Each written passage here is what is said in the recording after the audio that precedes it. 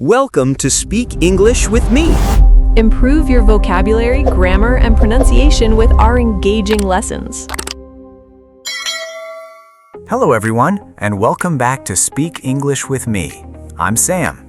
Before we begin, if you enjoy learning English through natural conversations, don't forget to subscribe and share this podcast with another English learner.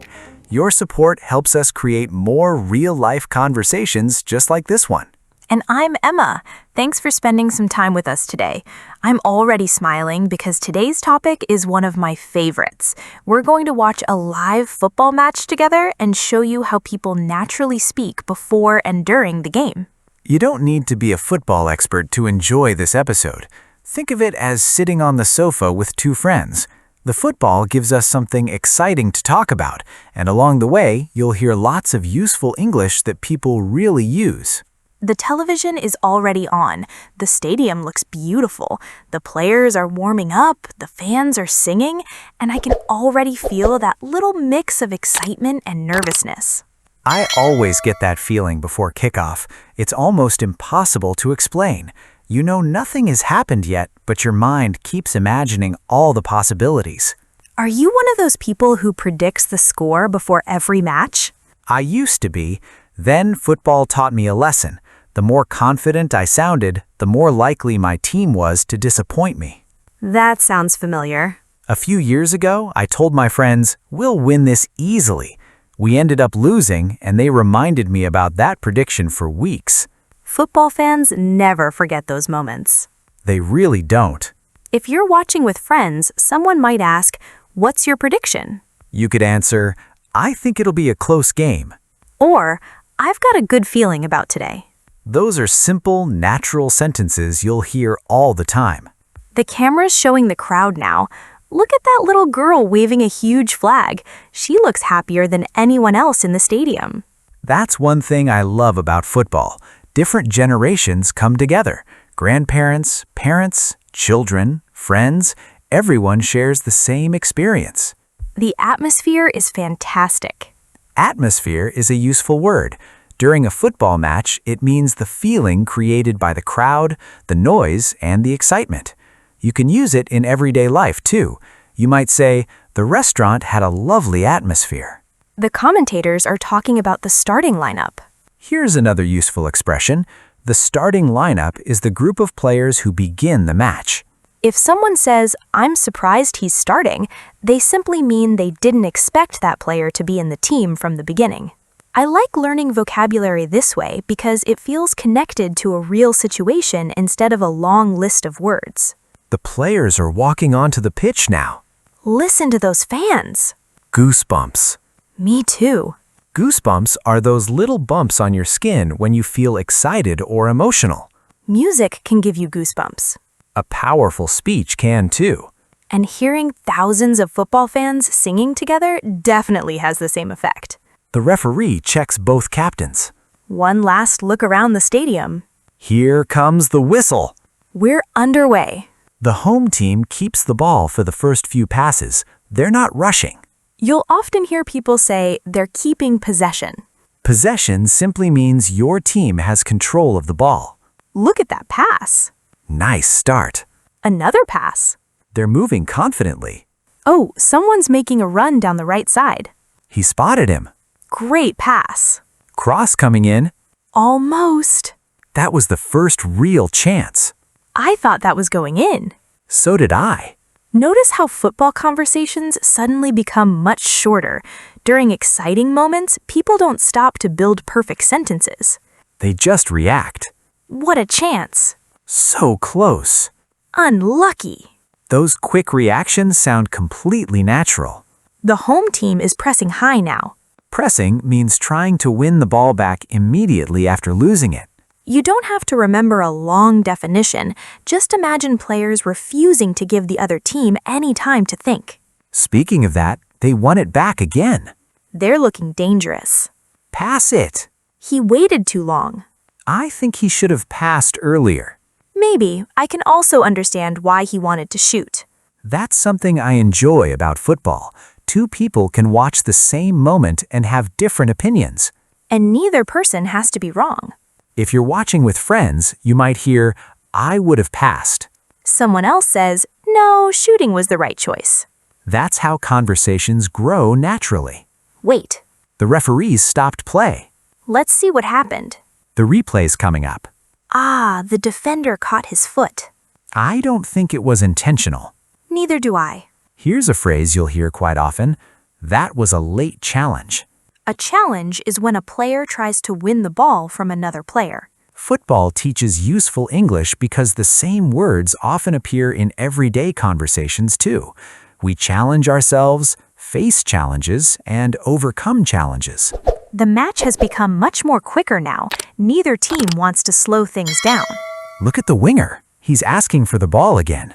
I like players who keep asking for it even if they lost it a minute ago. It shows courage. Here comes the pass. Nice control. He's taking on the defender. That's another useful expression. If a player takes on a defender, they try to beat them one-on-one instead of passing immediately. Oh, lovely footwork. The defender stayed with him. Corner kick. This feels like another dangerous moment. Everyone's moving into the box. There's so much pushing and pulling before the ball even arrives. The referee's keeping a close eye on them. Here comes the cross. Cleared away. Only as far as the edge of the area. Hit it! Blocked. The defenders threw themselves in front of the ball. You'll often hear people say they put their bodies on the line. That doesn't mean they're being careless. It means they're willing to make a brave block, even if it hurts. Defending well doesn't always look spectacular, but it's just as important as scoring. Speaking of defending, did you ever play football at school? I did, but I wasn't the star player. Really? I was expecting a dramatic story about scoring the winning goal. I'm afraid not. I was the player everyone liked because I never stopped running, even when I wasn't very sure where I was supposed to be. There's something admirable about that. My teacher once said, "Your energy is fantastic. Now let's work on your positioning." That's a polite way of saying, please stand in the right place. It certainly was. I played as a defender for a while. Were you any good? Let's say I enjoyed making tackles more than chasing goals. That explains a lot. Does it? Maybe. You always notice the defenders. Maybe because I know how much hard work they do without getting much attention. Hold on. Quick counterattack. 3 against 2. This could be the moment. Pass left. He keeps it. Now pass. He finally does. Shoot. Goal! What a finish. The stadium has exploded. I love that first second after a goal. Nobody knows what to do. Some people jump up, others hug the person next to them, and a few just stand there with their mouths open. And then everyone starts talking at once. Did you see that pass? What a finish. The goalkeeper had no chance. Those are perfect examples of natural football English. Let's watch the replay. The timing of the pass was wonderful. And the striker stayed calm. That's not easy when thousands of people are watching you. Staying calm under pressure is a skill in every part of life. I noticed something else. What's that? The player didn't celebrate on his own for very long. His teammates reached him almost immediately. That's one of my favorite sights in football. A goal belongs to the scorer, but it also belongs to the whole team. It reminds us that success usually comes from people working together. The away fans have gone very quiet. They'll be hoping for a quick response. That's another useful phrase. A response doesn't always mean speaking. In football, it means reacting positively after something difficult happens. Your team concedes a goal. Then everyone asks, how will they respond? Let's find out. They've restarted confidently. I like that. They're not letting their heads drop. That's a common expression too. If someone lets their head drop, they become discouraged after something goes wrong. Instead, they're pushing forward again. The crowd can sense it. Football changes so quickly. 5 minutes ago, one team looked stronger. Now the other side is enjoying more possession. That's why I never stop watching, even if a match begins slowly. One moment can completely change the story. Speaking of stories, I still remember watching a match with my dad when I was about 12. Was it a special game? It turned into one. Our team was losing for most of the afternoon. I kept saying, let's go home.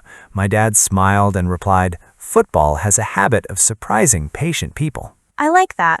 We stayed until the end, and our team scored twice in the final few minutes. I bet you never asked to leave early again. Never. That day taught me that a match isn't over until the final whistle. That's another expression people use outside sport as well. If a project or a challenge isn't over yet, someone might say, "We're not at the final whistle." I still hear my dad's voice every time a close match reaches the last few minutes. Funny how sport connects with memories like that. It really does. Oh, listen to the crowd again. The away team's building another attack. They're passing the ball with much more purpose now. One clever pass could change everything before halftime. And judging by the pace of this move, I don't think the excitement is slowing down anytime soon. You're right. The away team suddenly looks much more determined. It's almost as if conceding that goal woke them up. That's often what happens. Some teams become nervous after falling behind, while others start playing with more freedom because they feel they have nothing to lose. Look at the midfielder. He's asking everyone to move forward. I like players who encourage their teammates instead of complaining.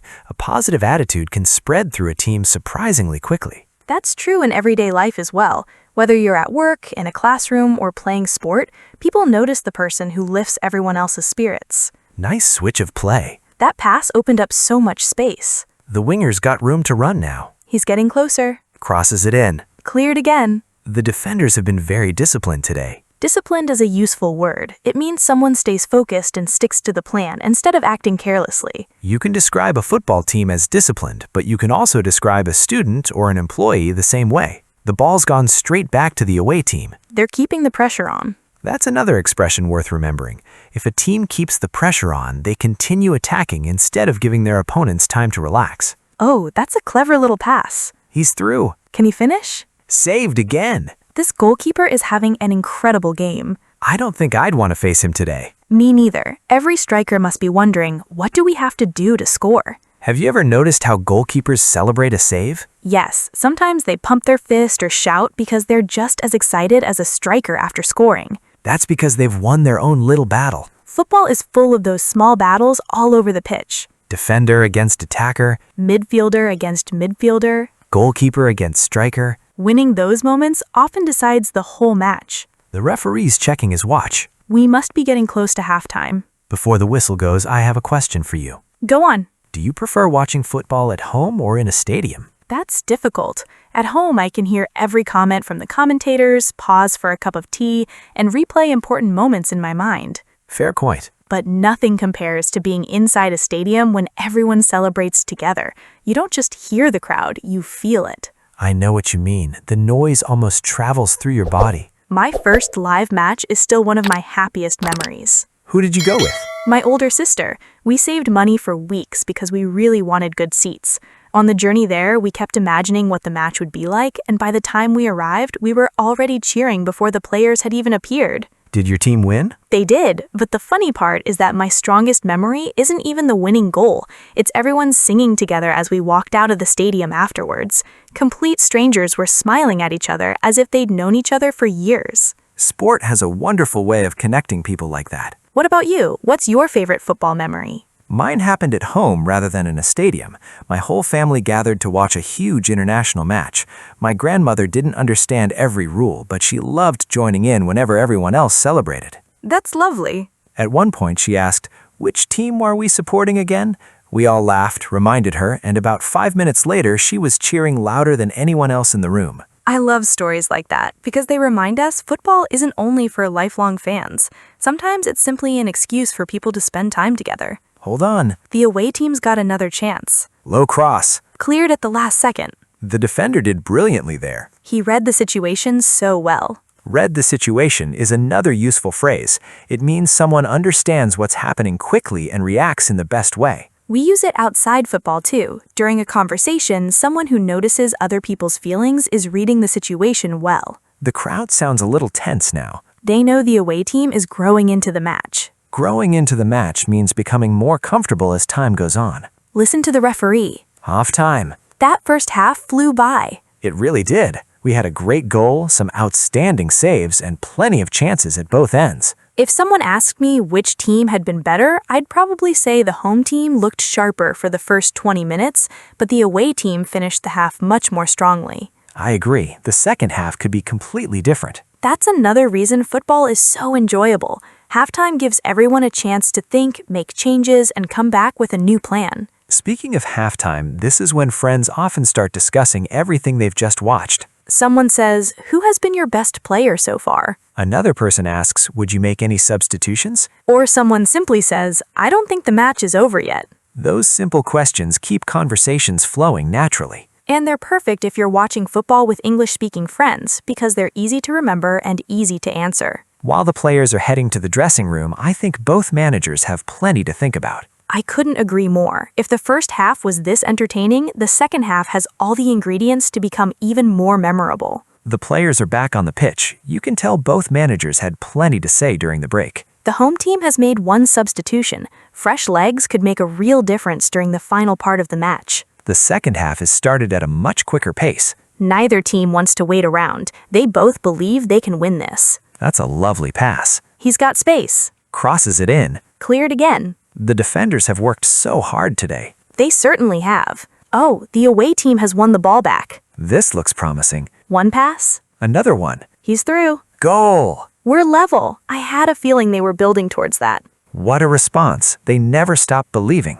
That's something you'll hear after many matches. People often say they deserved that goal. It means their effort finally paid off. The atmosphere has changed completely. A few minutes ago, the home fans were relaxed. Now everyone looks nervous again. Football can change your emotions in seconds. That's why people love it. The match is entering its final minutes now. This is when every pass feels important. Every tackle. Every save. Every throw-in seems bigger than usual. Have you noticed that people also speak more quietly sometimes? Yes, because they're concentrating so hard.